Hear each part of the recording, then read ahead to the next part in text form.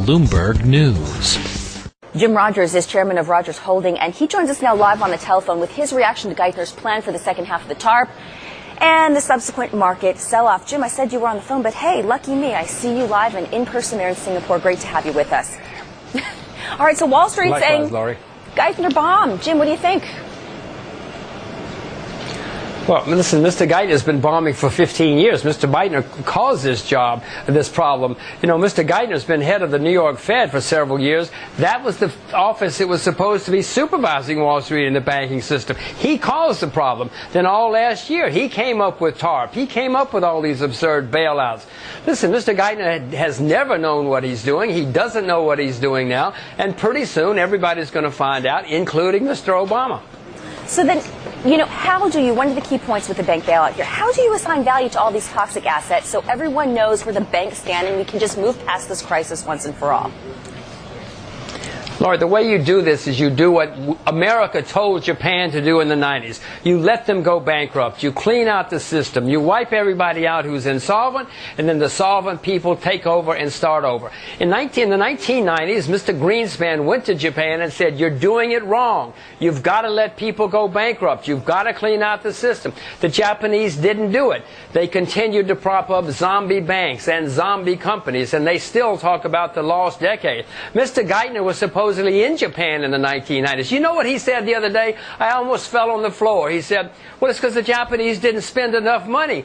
Balderdash. The Japanese did nothing but spend money, and at the same time they refused to clean out the banking system. America's making exactly the same mistake, and the politicians are making it worse, not better. You know why they're making it better? They're making it worse, Laura? They want to support their friends on Wall Street and the bankers so they can all keep their Maseratis or their Ferraris or whatever they're driving. Jim, let me jump in here and say there's no bad bank. They're not coming out with this bad bank to absorb the toxic assets. So isn't that something that, listening to your comments just now, you would agree with? What do you mean there are no bad banks? They're not letting people fail. I mean, what the Swedes did, they took the banks and they said, okay, you put your bad assets over here, you keep your good assets here, and then we start over, and those of you who still have some good assets can revive, you revive. I mean, the Swedes at least did that.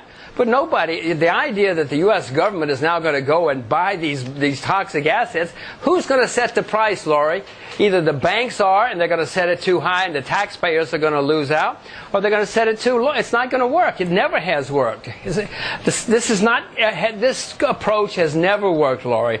But it seems that part of the Geithner plan, and again, I'm playing devil's advocate here, is to go ahead without the bad bank and let some of these banks fail. Who?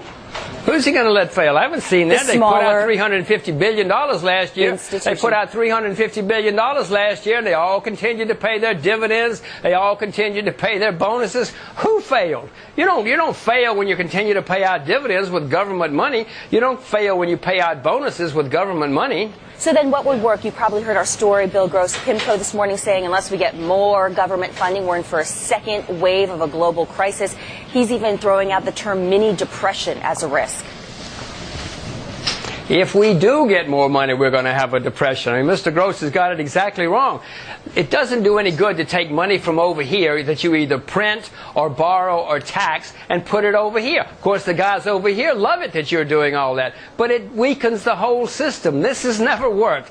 You know, go back and look at what has worked in history. Look at what South Korea did, or Russia, or Mexico. The countries that took their pain, it was horrible pain for a year or two, but then they came out of it, and every one of those countries became rapidly growing, fast, sound economies for several years. The countries which did it our way never came out of it until a long, long time later, if ever. Jim, be more specific, this is please. Not if you were writing, Laura, I'm just telling you what has happened and what hasn't happened. I mean, what has worked in the past and what hasn't worked. All right, so if you were writing this bank bailout plan... But I don't have a Lamborghini. Oh, gosh. Don't mince words, Jim. Really, don't beat around the bush for us. What did you want to hear from Geithner yesterday? I would have loved for Mr. Geithner to say, listen, guys, we're in a serious problem. We didn't cause the problem, although he did cause the problem. Mr. Obama could have said, we got a horrible problem. We got to make up for a lot of excesses that have taken place over the last 10 years. Some people are going to suffer. We have umbrellas. We have safety nets. We will help our best to help all of you who get affected by all this. But it's going to be tough for a couple of years.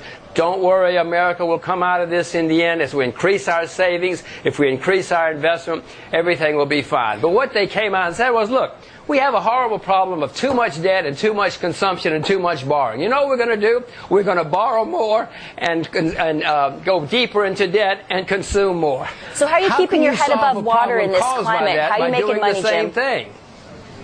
Did you catch my last question? How am I making money? I've been selling short here again. I covered most of my shorts back in the fall, but I've been shorting again because I can see these guys don't know what they're doing. Shorting what? I know as of December 24th, you were telling us you were shorting stocks. long-term U.S. Notes. About 20 seconds.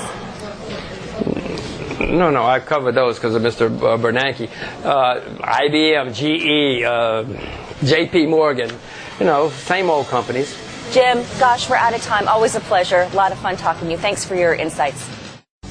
Hear more Bloomberg News reports on the Bloomberg Terminal at AV Go, on Bloomberg Television, and on Bloomberg Radio. Copyright Bloomberg LP